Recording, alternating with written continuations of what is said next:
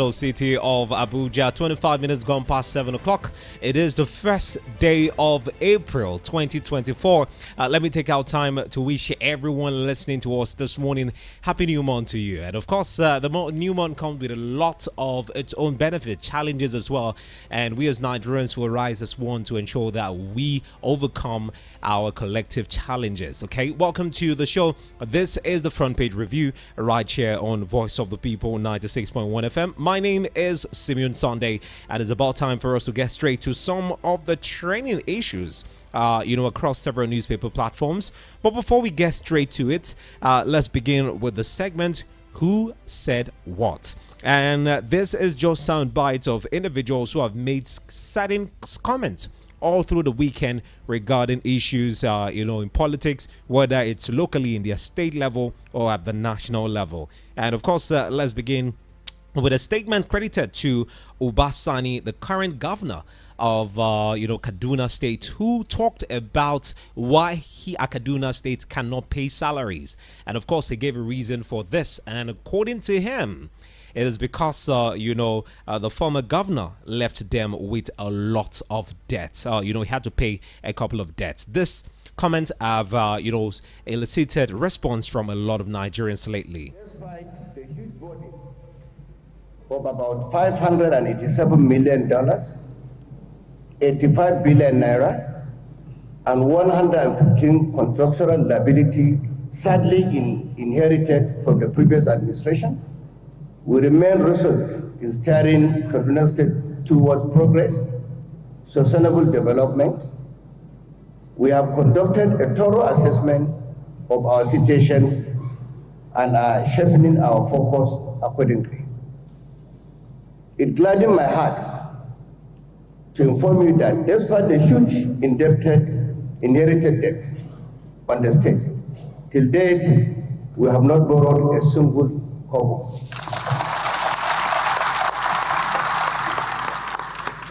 The key priority areas of our government include safety and security, housing, education, healthcare, support for micro, small, and medium enterprises. We are also prioritizing inclusive development by investing in human capital, stimulating the economy, and providing affordable houses, as well as support for our farmers, particularly smallholder farmers. Let me briefly highlight some of our ongoing initiatives for 2024. Safety and security. One of the primary responsibilities of any government is the security of lives and properties of its citizens. In Kaduna State, we have made a lot of progress in improving our security as follows. Revamping of Kaduna State Vigilance Services. We've recruited about 7,000 additional personnel of cadres.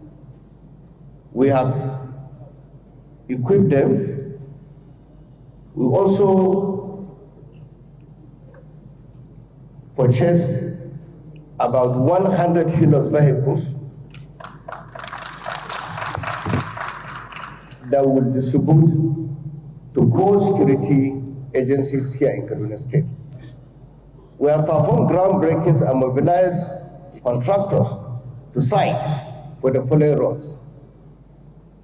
Number one, 22.5 kilometer road from Gontutu Kiban to Godogodo with 2 bridges. 2, we have done groundbreaking of 35 kilometer road. Okay, that was, the governor of Kaduna State, Obasani, talking about some of the things he has been able to put in place as the governor of the state since he came into office. It has also told his, residents in the state, indigents of the state, that he has not borrowed any money, despite the huge debt burden, handed down to him by the former governor. Even though the son of the former governor have come out to criticize him, but we'll be talking about that later on the Front Page Review with El-Rufai saying. But let's get to listen to, this particular statement credited to, the man who has been declared wanted by the Nigerian army. Remember, just last week, the Nigerian army released 8 names and pictures of individuals who are found wanted for being involved in one way or the other with the drama that happened in Okwama community where 17 soldiers were killed. And now Clement Ikolo, the king of Ewu Kingdom, one of the men who was seen to be wanted in that particular clip or picture, have now come out to speak about it, condemning what happened in that community. And of course, he has said he will be giving himself over to the Nigerian military. Prior to today, I have always condemned this act, and I will continue to condemn the act because I believe it is wrong. It is not proper. These people who did this act have committed a crime against humanity. The people, the fallen soldiers, they have families, there are little children, they have wives. Some of them, their families, they have wives who are pregnant. You have deprived them of the father figure. It is wrong. It is unacceptable. I don't believe in that. I don't believe in taking anybody's lives because you did not make the life. It is God Almighty who created life. And it is only God who can take the life, not you taking another human being's life. All we need to do is to continue to add value to life. So in all its ramifications, I totally and vehemently condemn this. It is unacceptable, and I keep saying it, and I have been saying it, and I will continue to do that, continue to say it. This morning, to the greatest of my surprise, I saw my name on the list of persons wanted in connection with this heinous crime. It is a shock to me because I have no hand in such things. I don't believe in anything that has got to do with truncating the lives of human beings. I am not in any way, shape, or form connected to this. Let it be stated clearly here that I haven't been able, even as a monarch, I haven't been able to access the kingdom till date. I got my staff of office on the 16th of November 2023. Now, prior to getting my staff of office, it's been turbulent. Assuming this throne has been turbulent, I have not been able to access the kingdom. Okay, so that's Clement Ikolo, one of the individuals, mentioned and wanted by the Nigerian army, coming out to speak about it, that he woke up and found himself on the wanted list, that he is strongly, and with strong terms, condemned the activity of, youth in the Okoma community for killing, 17 military personnel. According to him, this is a crime against humanity. So that is Clement Ikolo, and this has been the section or the segment of the show on Front Page Review called Who Said What. We'll go on a quick break, and when we come back, I will be having a conversation with Rufai Oseni this morning, right here on the Front Page Review. Don't move myself, stay with us. Talk. Before you even announce a result,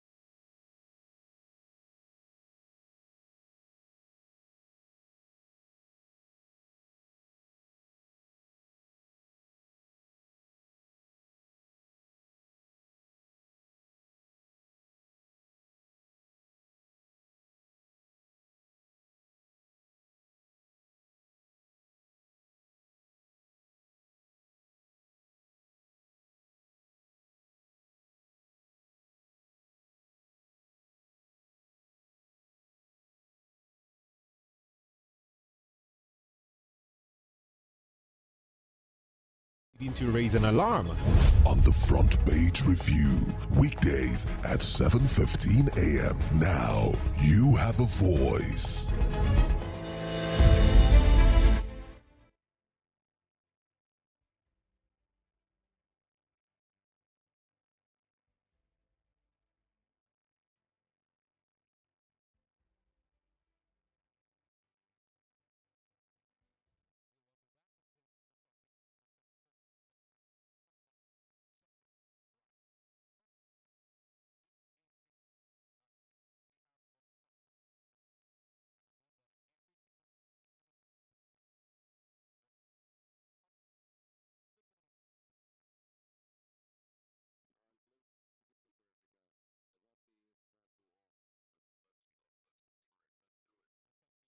So let's start with the drama rocking Kaduna State right now, where we've seen the Kaduna State governor dismissing El-Rufai's son's attack.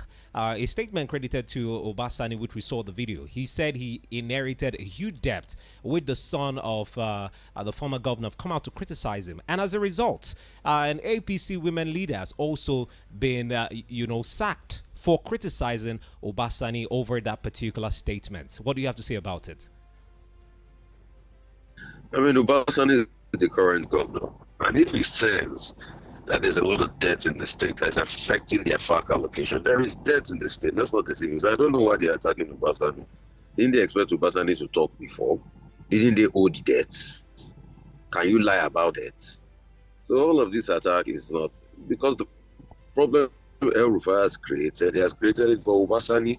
And Obasanjo now needs to fix the problem, which is a sad one. So let's be realistic. I beg. Let's leave the man alone. The man is facing a lot of problems as we speak. And he's speaking out as he has those problems. He has a right to speak now. You can't shut him down. Is that a justifiable, excuse from him, stating that this is why they haven't been able to pay salaries? Is this even justifiable enough? It's not justifiable because a leader must be able to find a way, and on easy lies there that wear the crown. But you can't also stop him from telling his own part of the story. Because there's something called the danger of a single story. And let's not run short of that. So you can't stop a man from telling his own side of the story. That's just it. If he says they are dead, and they are debts on the book, and he's stopping on reviewing what he actually gets. Okay. That being said, okay, go ahead. Sorry. There's a problem. Yeah, go ahead. No, go ahead. Okay, now let's talk about the statement credited to Umahi.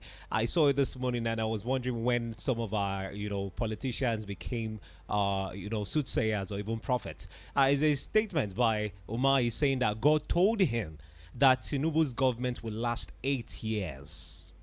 He made this remark recently on a television show which I monitored myself. What do you have to say about this statement, Rufai? I don't take people like that seriously. I'm sorry, with your respect. I don't take words like that seriously. Politicians will say anything they want to say. You remember there was a certain PDP secretary that said PDP will rule Nigeria for the next 60 years. So people say things when they're excited. I don't take that seriously. Okay, anyway, that being said, let's talk about what happened in Kebbi State over the weekend. And it seems like, the hardship is really biting hard on Nigerians as residents in Kebbi loot government and private warehouse. Mr. Rufai, we've seen a lot of reported cases of, government warehouses, even private warehouses being looted. And it seems like the president or even the government of the day is turning a blind eye to the issue of hardship being faced by Nigerians.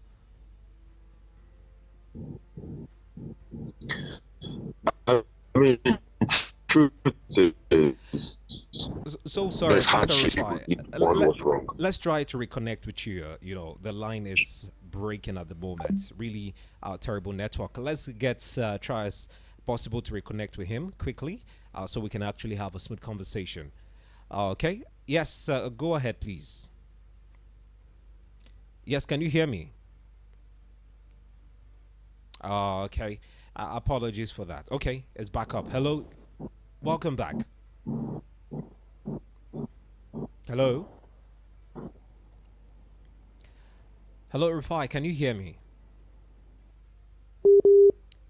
Hello. Okay, apologies for that. Network is not too friendly this morning. Being a holiday, seems like since everyone is at home, the network has decided to also be at home having a great time. But we just hope that the network allows us to have a smooth conversation this morning right here on the show. And we're talking about Kebbi residents who have now attacked, a government warehouse in the Bayan Kara area of Benin Kebbi, the state capital. This happened on Saturday night. We saw the residents in Kebbi State cutting away food items. Welcome back, Mr. Rufai. Hello? Yes, go ahead. We can hear you now. Yeah, so I'm in education for cutting away food items and all of that. but that's wrong. Oh my. Yeah, hello. Okay, apologies for that. Let's still see if the network will be so good or too kind to us this morning. The network hasn't been so friendly. Let's try reaching out to him via another platform. Hopefully, it goes through this time. And please bear with us, with the challenging network we're having this morning right here on the front page review. Let's reach out to him via another network. Hopefully, we have a smooth conversation. Still talking about the incident in Kebbi State, where let's get back to him. Hello, good morning. Yes, welcome back. We Hello? can hear you now. Yes, go ahead, please. So as I was saying, so looting is not good. Also, the government should fix the plight of the people because there's a lot of suffering. But let's not justify crime. Looting is a crime, please. Because I'm seeing on all of this, we're trying to put in the byline of the economy stuff. That doesn't justify crime and criminality, please. Very true. And as much as we've seen this happen in different states, Kebbi, which is the most recent one, but we saw a statement credited to Doye Diri, the governor of Bayelsa State, saying that even if hardship is the problem, handing down palliatives to Nigeria is not even the solution to hardship. What do you have to say about this comment by the governor? He said, it's not a long-term solution. You need to develop critical infrastructure in the agricultural sector. You need to actually provide food. You need to be able to balance the market out. That's just it. You need to be able to increase supply of food and fix logistical challenges. Providing is not a sustainable thing. It's not a sustainable thing. People talk about food stamps and everything, but you need to get economic viability back. That's the most important thing. Yes, we understand that this is not a permanent solution. It's more of a temporary one. But it has become a trend in the country. Rather than tackling the root cause of the problem, we see them. Because we're not doing what we ought to see. Last year, President Tinubu announced a raft of measures, which included cultivating 150,000 hectares in every state. If that had been done, by today we should be able to have ample food into the market because we'll have gotten to the harvest season now, and ample food enough that when harvested, should be able to push down prices because we miss up on those targets. Very true. If it's difficult for farmers to go to the farm, why can't you have it in such a way that this 150,000 hectares is probably secured by the military? And there are also smallholder farmers, they have unions that are secured by the military so that the port seeker will not harass them, the terrorist bandits.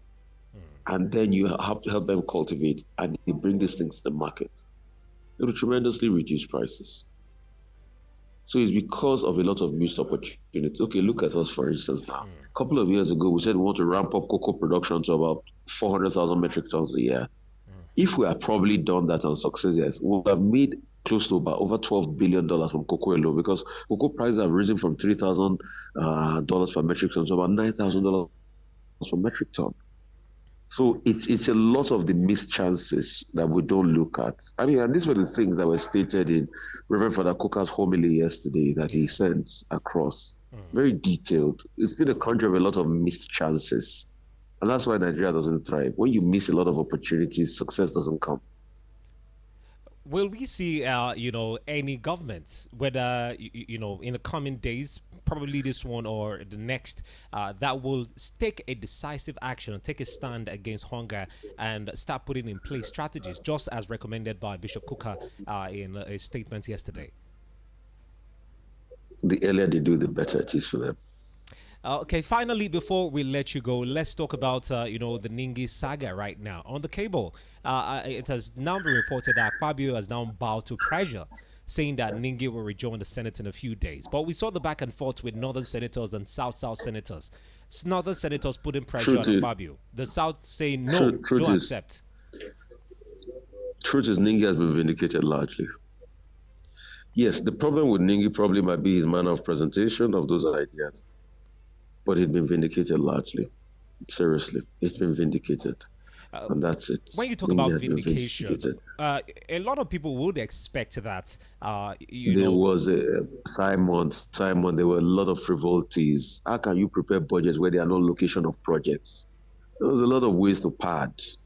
If Wingi had not shouted, now we now know that Akpabio got about 18 billion for his constituency alone. And he said he wants to use them to do street lights to farms. So Lingi have been vindicated. Go and hear what Onigbide of Budget said. There were a lot of very frivolous projects. You see, the people didn't just want to call it padding because they didn't want to just add to the cliche that was out there. But the budget was largely padded. And if Lingi had not raised that alarm, then definitely, I mean, you saw the article I read to you at the back of the Guardian, which stated specifically projects that had no correlation and they were inflation in cost and all of that. If not for Ningi shouting, we know that they want to use about 100 million to do boreholes. So the man has been vindicated, and they know. And that's why did they come and say, okay, they want to coalesce forces after it threatened the court action? Valid. So it's valid, not today. It's not today. It's not today. It's not today. But is this not a dent budget. on this particular Senate? Looking that they No, looking at it's more than a dent on this particular Senate. That's why when the Senator MOB Michael Okwemebamdele was saying, this is a coup against Akpabi, they want him, and I was just looking at him and said he was playing politics. It's not any coup against Akpabi. The Senate is tainted. You think President that's why President Tinubu was even trying to come to their defense. It's tainted. So let's not deceive ourselves. Okay. No problem. Thank you so much, Mr. Rufai, for joining us this brother. morning. Thank you. It's been a wonderful conversation. Have a great morning. Yeah. Okay, anyway, that was Rufai Oseni joining us this morning right here on the Front Page Review. 46 minutes gone past 7 o'clock. Interesting conversation, and in fact, more interesting conversation on the way as Larry Oguego will be joining us in a bit right here on the Front Page Review. Don't move on, Marcel. Stay with us. We'll be right back. You can take the boy out of radio, but you can't take the radio out of the boy, can you?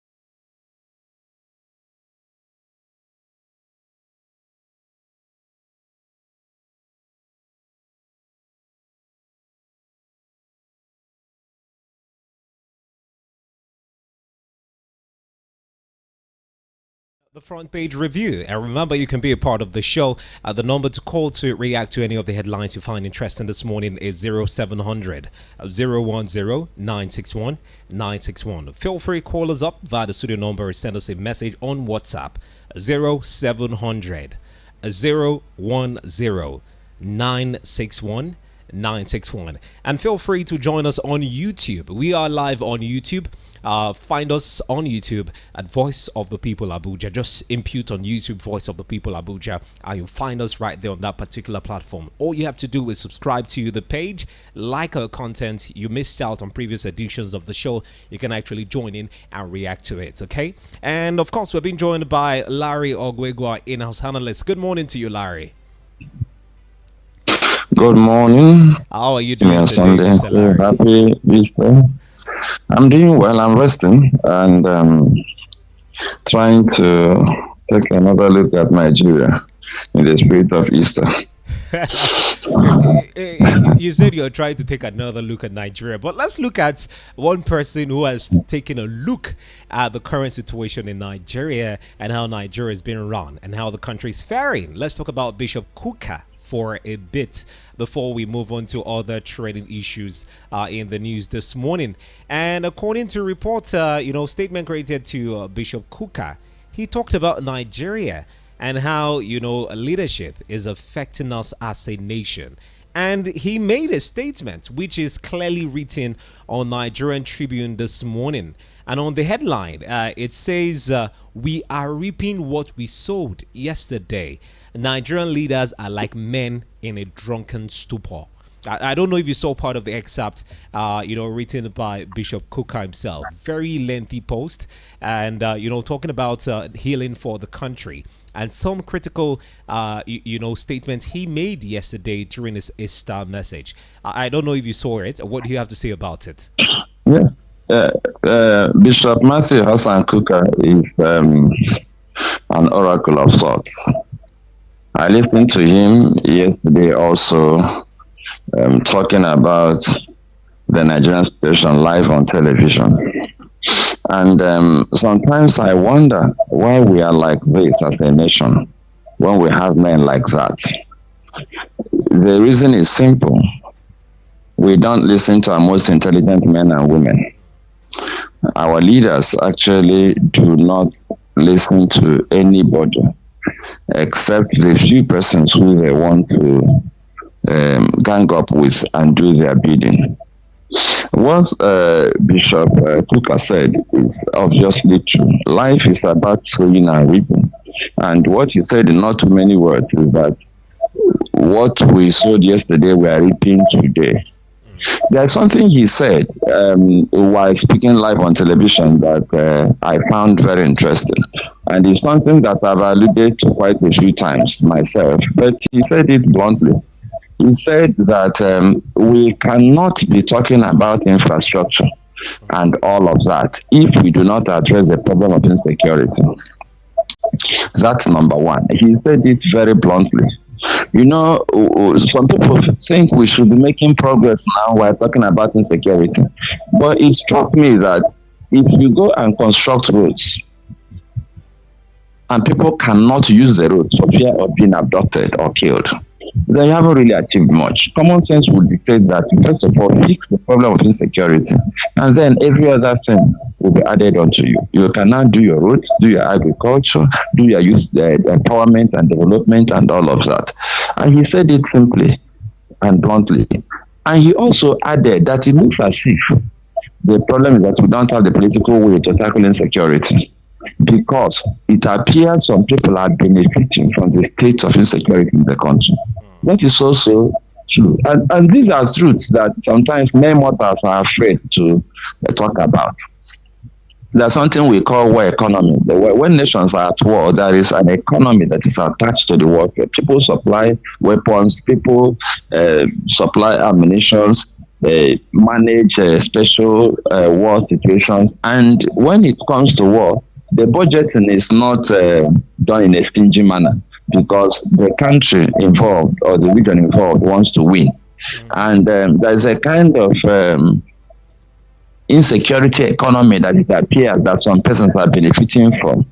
And that's probably why we keep talking about this thing, but we don't make progress. We're just moving back and forth, back and forth. So he said a lot of profound things. But the truth of the matter is simple. If we want Nigeria to work, we have to listen to the people who can provide solutions. We need to get people outside the political circle, people like Matthew Hassan Kuka and a few others who have obviously good intent and have paid a price trying to make Nigeria work. We should assemble such men and women and let them sit down and look at how we can come out of this mess. It's not as if it's rocket science. But when such men and women sit down and talk about these things, it gives both the political elite and the ordinary people confidence. Oh, these solutions are coming from people who are intelligent and we've trusted them over the years. But our political elite appear not to be fundamentally interested in our well-being. If you look at their actions and inactions and their body language, you find out that politics is purely transactional in Nigeria. You put in money, you win elections, you come and make more money so that you position yourself to win for the election. And that is basically what Bishop Kuka has been trying to point out in diverse ways. It's not today. He has been talking about Nigeria and he has worked to make Nigeria work. I started following Matthew Kuka before he became Bishop of Sokoto Diocese. That is way back, decades ago. He has done a whole lot to help this country work. But Nigeria is apparently determined to remain a basket case. That you pour water, it leaks from the basket. But we can do better by listening to people who not only have a voice, but also have solutions. Okay. As much as, Bishop Matthew Kuka has preferred some form or level of solutions. But let's move on to something. You made a critical remark, and this leads me to the next headline I'll be touching on. You said, the politics we play in Nigeria is something where people invest money, they put money buying forms and all of that. And then when they get in office, they just want to recode the funds. And those who collected loans want to pay back. And this leads me to the headline on Nigerian Tribune this morning, talking about the amount that has been raked in, for sales of form. On Nigerian Tribune, it says Ondo 2024 primary, PDP APC amassed 0.8 billion naira, that is 800 million naira, from nomination expression of interest form sale. And we know that ahead of the November 2024 governorship election in Ondo State, the two major political parties in the state, APC and the PDP, have raked in more than 800 million naira from the sale of expression of interest and nomination forms. This is what Nigerian Tribune has learned, because a total of 18 aspirants from the two parties have so far indicated interest in the primaries of the APC and the PDP.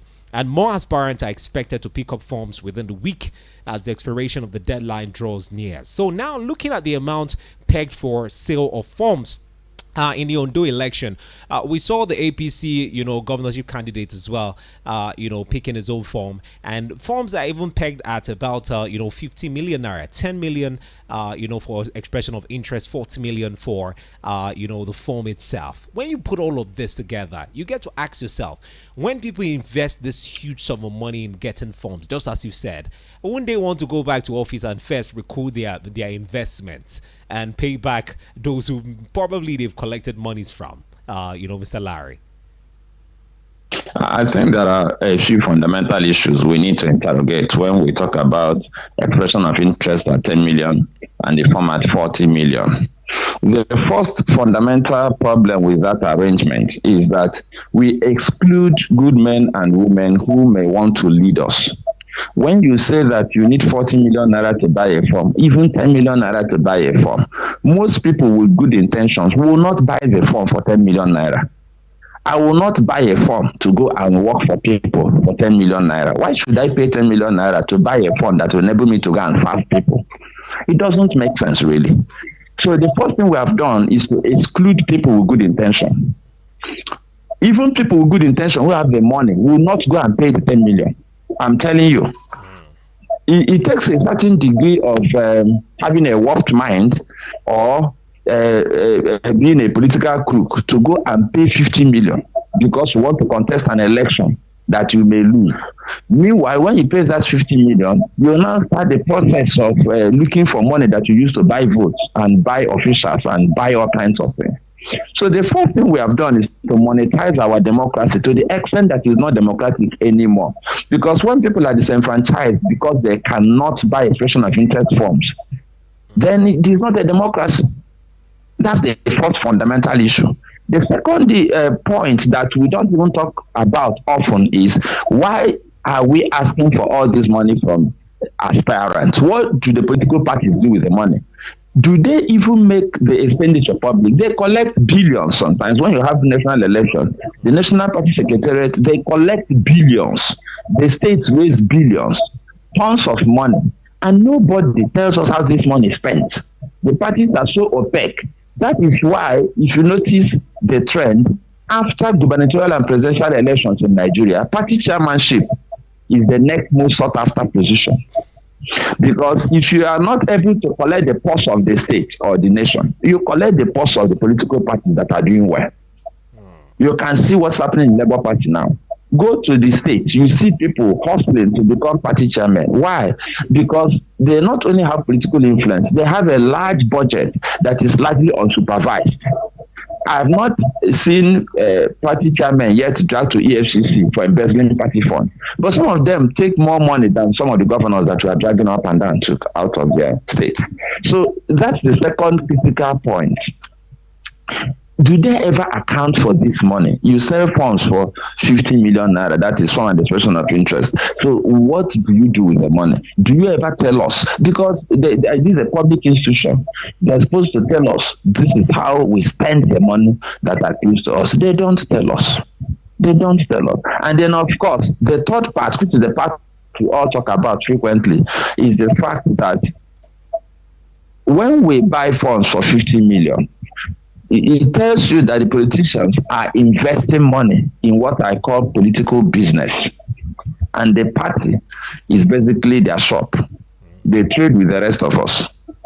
And we are not going to get out of this cycle of poverty and insecurity and all of that until we clean up leadership selection processes. And when we wire our leadership selection process in such a way that only people with dubious intention and questionable source of funds can contest to lead us, we are not going to get out of this cycle soon. Okay. So we have to interrogate a whole lot of things. It's painful that there are so many good men and women, the former labor leaders, people who have pedigree, a technocrat, civil servants. You are just telling us in not too many words that we don't want good men who didn't steal money or make money to become leaders. Remember that Abraham Lincoln wasn't successful in business. As a matter of fact, if you look at the history of the United States presidency, it's only Donald Trump that you could say that, he was rich and then became president. So it's an anathema that we insist that only people who have access to funds can be political leaders. So it's either you have the money yourself or you have what we call a godfather in Nigerian politics to bankroll you. And then after, the man will hold the economy of the state or the nation hostage. It doesn't work. I mean, there are people who have leadership who are amazing leaders, but they never really had money. I mean, some of the greatest leaders in the world, the people we revere in leadership, were not rich people. Look at Mahatma Gandhi. Look at Nelson Mandela. Look at Mother Teresa. Just check the gamut of people who we revere, not just respect.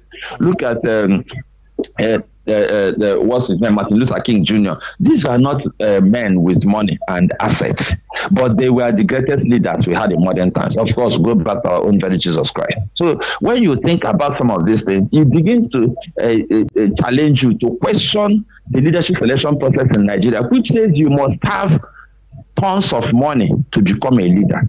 Meanwhile, the greatest leaders in the world did not have money. They were not interested in money. Okay. You cannot see, if you are focused on money, you cannot be a great leader. I'm not joking about it. Because leadership is a vocation. It's not a job, it's a vocation. You must have passion for people. You must put public interest above self. It's very difficult to run a successful big business and be a compassionate leader at the same time, because your business interests will get in the way. We are not looking at these things in Nigeria. Okay.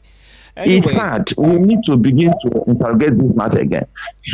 Okay. Anyway, away from that, let's talk about what some, especially APC stakeholders in Kaduna State, are referring to as a cold war brewing between the predecessor and the successor. I'm talking about Obasani and of course the former governor Malam Nasir El-Rufai. APC chieftains, especially chieftain Ibrahim Ahmadu, has now condemned what he has actually called, disrespectful and mannerless outburst of Bashir El-Rufai. Let me give you a backstory of what transpired of this particular headline on The Nation, which says Kaduna's death, El-Rufai's son Bello disagrees with brother. Earlier during a town hall meeting, Obasani made a shocking revelation that he had got the administration of El-Rufai. He inherited a debt of about $587 million. 85 billion naira, as well as 115 contractual liabilities from El-Rufai. And Bashir El-Rufai, El-Rufai's son, has heavily criticized him, making some remark that some have termed disrespectful. And now Bello, one of the sons of El-Rufai, has now deferred from what the brother is saying, that he's not in support. He has also frowned on the statement made by his brother Bashir El-Rufai going so far. But with what is happening in Kaduna State at the moment, will we really call this a cold war? Is this not Obasani clearly stating why he cannot pay salaries and also telling people this is what I got from the previous administration? So don't expect me to do magic, because I've not even borrowed money at all since I became the governor. I don't think there's anything cold about the war. That's the first thing I should point out. The war is in the open. It's hot, so it's not cold. But then, is there really a war? Obasanjo is just telling the world, this is where we are. I got an empty wallet and I'm trying to figure it out. And he doesn't want to just jump into borrowing money. And I don't think there's anything wrong with telling us how the state economy is. It's actually a duty he has to tell us. And then the Bashir of a boy who likes bashing people and bashing things went to town with... are you insinuating that because his name is Bashir, so there must always be a bash in whatever he says? Yes, it's about bashing for him, So he went bashing and... of course, his brother decided to be more mature. I think his brother said his brother Bello El-Rufai even tweeted saying, "I am loyal to the governor," so distancing himself from what Bashir wrote. Yes, he doesn't want to get into the controversy that his brother quoted. But I think one of the things I want to say clearly is that the big El-Rufai should actually call the Bashir to order. That's the fact that he appears to be the watchdog that's always getting into spats with people and institutions. It doesn't speak well of his own training. And then his father still has political ambitions. He's not done with politics yet. So I think he needs to be more taciturn. I mean, you can even say your bit without being very abrasive. You can say your bit logically. And truth be told, there is nothing wrong with telling us the state of the state that he inherited. He has a duty to do that. So I think the most important thing I should talk about here is that the El-Rufai should actually rein in the Bashir of a guy, because it's not good for his image personally, and for even the family name, that this guy is always causing trouble online with all kinds of unguarded statements. But then, what do you expect? Sometimes some of these guys think they own the world, so they behave anyhow they like. Let's keep watching and see how the issues develop. I don't think there's a war at all. The man just said what's happening. Okay. And then the Bashir probably flew behind. There's no war there. It's just the man did what he should do. Okay, let's talk about an update on that particular story. A particular, chieftain of the party, women leader in the APC in Kaduna State, have recently been suspended for criticizing Obasani, the governor of the state, because of the remark he made about, inheriting debt from the former governor of the state. Now, we've seen people being suspended because of statements they make about governors. Should this even be the order of the day in a democratic dispensation that we found ourselves in the country, if truly we are even democratic? especially in those states? Well, the first thing I wanted to tell you is that this is not a democratic dispensation. We have a few emperors. We have the big emperor at the center, and then we have when you say other the smaller emperor emperors. at the center, what do you mean, Mr. Larry? Our political leaders are basically democratic emperors. We have the big emperor that is a president sitting in the center. Then we have the smaller emperors, the governors sitting in Would the you center. say President Tinubu is an emperor? He was democratically elected by Nigerians during the election in 2023. So why use that to qualify the president? He has the powers of an emperor. He may have been democratically elected, but the Nigerian president has as much powers as an emperor of the old, probably more powers. We are in a country where the president exercises power more than that of an emperor. And then the governor in the state. Let me finish. The governors, let me finish. The governors in the states are so powerful that even after they leave, if you are perceived to have said something that doesn't go down well with the system, you are suspended. Imagine that power. That is after he has left office. If you say something that is perceived, not that you really said something wrong, but that is perceived to be criticism, you are suspended. And remember that suspension may not have been carried out in a manner prescribed by the party constitution. That's why I said we are dealing with emperors here. The emperor doesn't mean that the person was born as the son of an emperor or inherited the stool from an emperor. But when the person has the powers of an emperor and behaves like one, then I can call the person basically, Mr. Larry, may want to add democratic emperor. Let me come in here quickly. Looking at the statement or the qualification is a very strong qualification, especially for a democratic government or a government that's seen as democratic. Do we really have a democratic government? Let's stop deceiving ourselves. The point I'm trying to make, Mr. Larry, do we have democratic government in Nigeria? The point I'm trying to do we have democratic? Okay, the point I'm trying to make, we may have said on paper that we have democratic government. We may have said that on paper. But if we have a democratic government, why should you suspend a woman for airing her views?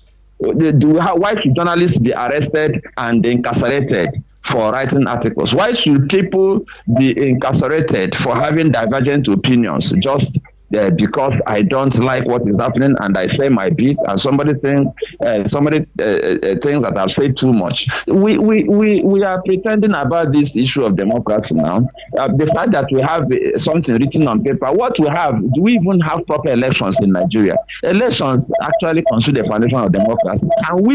Can we beat our chests as Nigerians and say that what we have amounts to elections?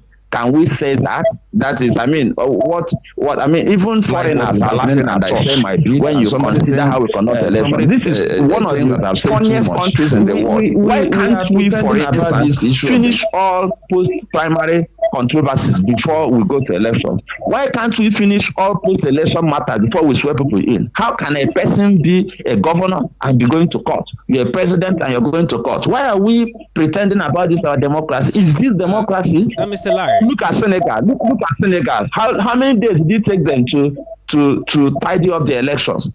Did they kill anybody? How many people did they kill?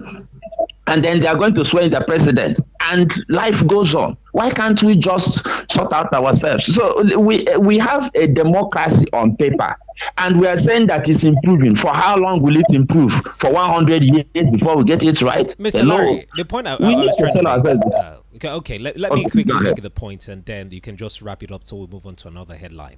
The point I'm trying to make is, you said, there are emperors or certain people at different levels. You talk about the center, you talk about the state level. But have we seen, since this particular dispensation, have we seen, the government at the center, especially the person of the president himself, make any remark or carry out any action that makes him seem like an emperor so far, as opposed to previous administration, or let's say the one before him? So using such a remark, I think is a very strong one, Mr. Larry. No, I'm not denying the fact that it's strong, but I'm saying that usually I'm not even necessarily alluding to the president that we have now. I said person is using the noun or not is another matter. Okay. But I said that the way our democracy is wired, our president has the powers of an emperor.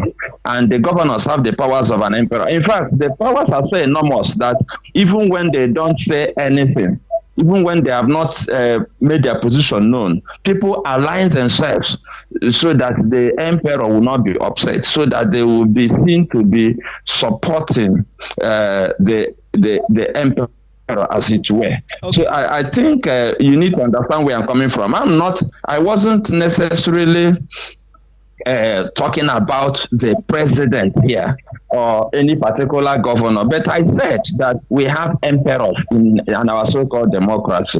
And if you look at the etymology of the word emperor, you're talking about from the Latin imperator, that is commander. It makes you wonder. That I didn't want to go into all of that. But if you look at our political system, if you look at the etymology from the root word, that is the French root word that suggests a commander, you can see that our politicians, especially the governors and presidents, seem to command everybody and everything. Unfortunately, even people suspect that they command our courts to deliver judgment in sensitive cases. So let's not go into this anyway, conversation. But our political leaders, the party chairman, the governors, the presidents have the powers of emperors. They almost have the powers of life and death. Okay.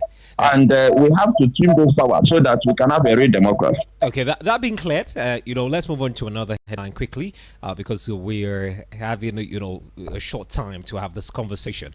And let's talk about a recent revelation from the DMO. And this one have actually, in a way, sent, shockwaves down the spine of a lot of Nigerians that, in 6 months, we're seeing this happen.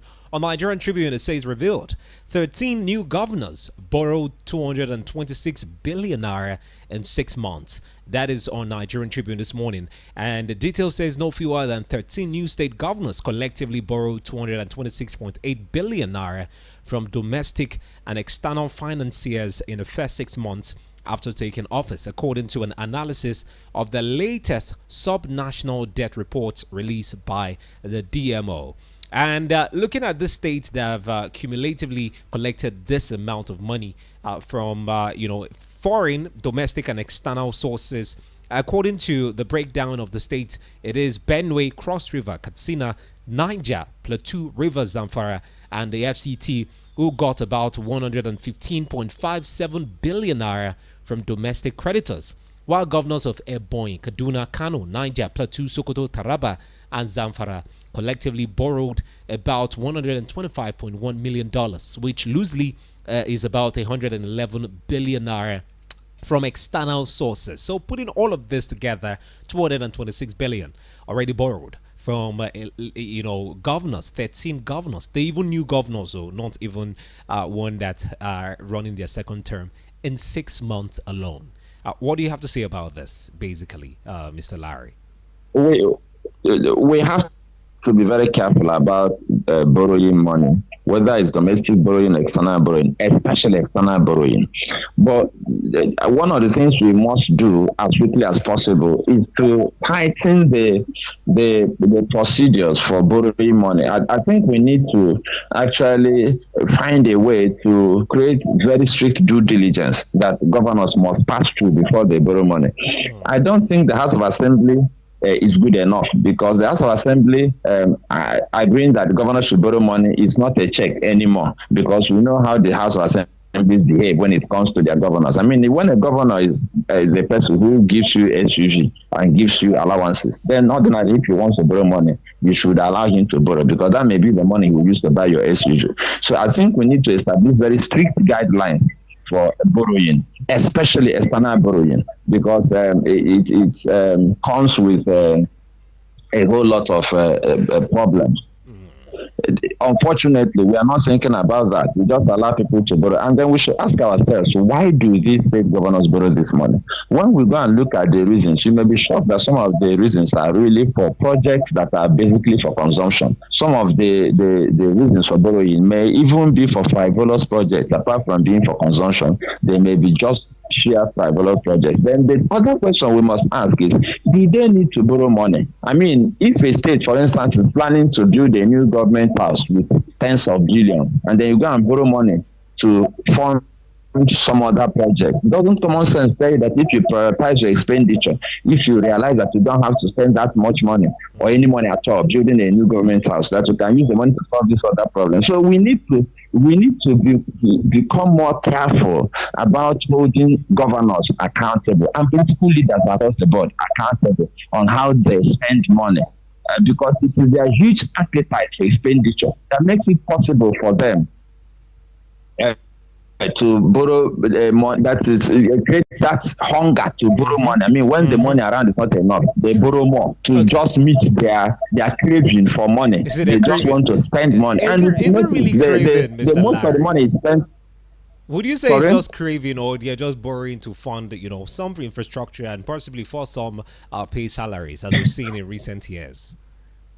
Why are you on my case this morning? If they are borrowing to fund infrastructure, have you seen the infrastructure that have been funding? Okay. I mean, it's a craving now because we see. Wait, let's call a spade a spade. Okay. If we apply the money we generate in this country judiciously, I can tell you authoritatively that Nigeria will be a wonderful, wonderful country.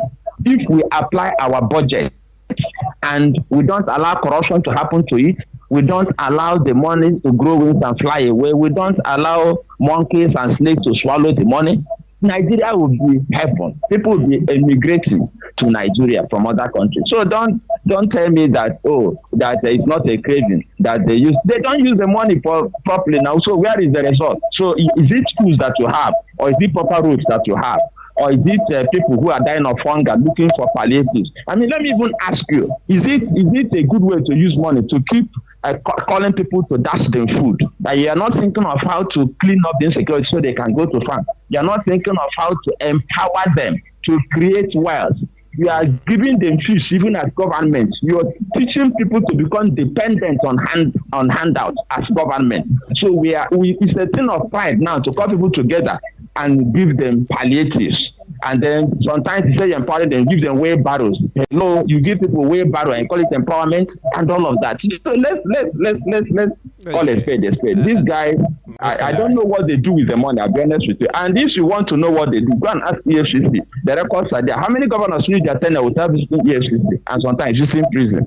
We shouldn't be hiding these things now. Okay, Mr. Larry, I totally, I'm not on your case this morning. I'm just asking some questions that, the answers that. No, you are doing your job. You are doing your job. Okay. I was being. I understand. Yes, you are doing your job. Let's and talk I'm about also doing mine. One governor, that has raised concern for me, especially with this borrowings, 13 states borrowing over 220, billion naira in just 6 months. One that caught my attention is the government of Cross River State.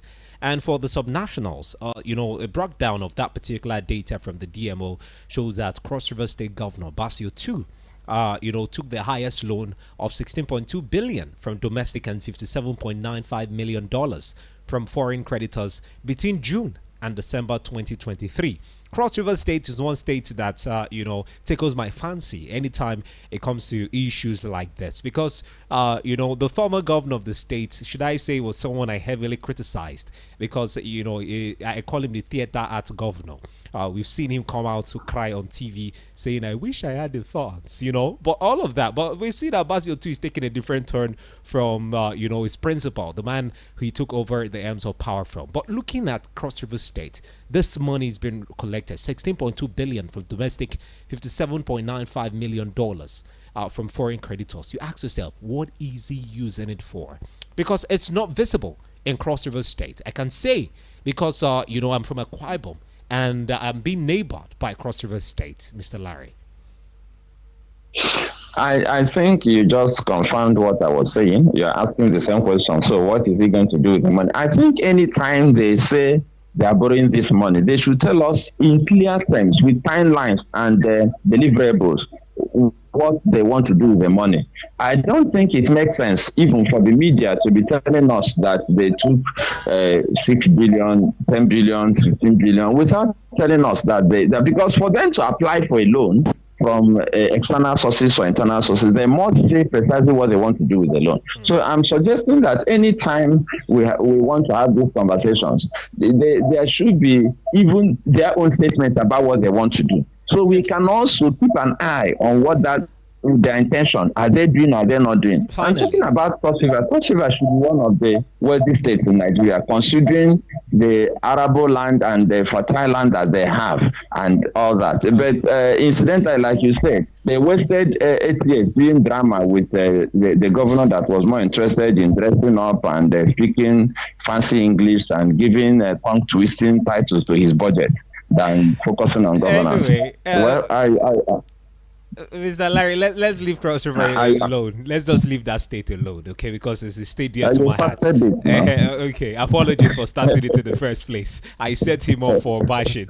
But finally, in a quick word, let's talk about the statements, of Dave Umahi, the current, Minister of Works, and what he said. I don't know if you heard, you saw that statement Umahi made, saying that, God told him, please, you just have 2 minutes to do that because we need to wrap up, that Tinubu's government will last 8 years.